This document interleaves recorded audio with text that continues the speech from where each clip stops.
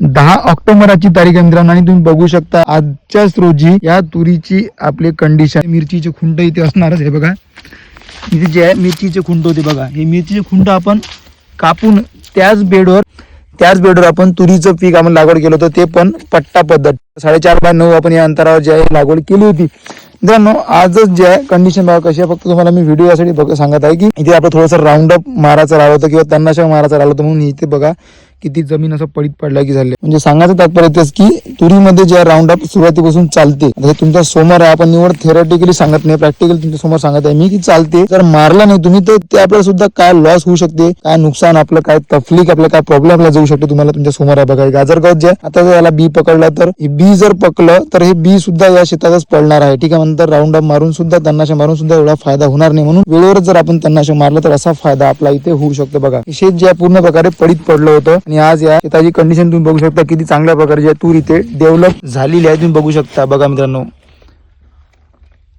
अशा स्थिती सध्याच्या ही तूर आहे आणि याला आपण एकही सध्या पाणी व्यवस्थापन किंवा खत व्यवस्थापन केलं नाही तरी ही कंडिशन तुम्ही बघू शकता. आता आपण याला लगेच पाणी दिल्यावर आहे तुरीची स्थिती चांगली होणार आहे. मित्रांनो माहिती कशी नक्की सांगा. चॅनल फॉलो नसेल तर नक्की फॉलो करून घ्या. व्हिडिओ नक्की शेअर करा. काही प्रॉब्लेम असेल तर कमेंट करा. धन्यवाद.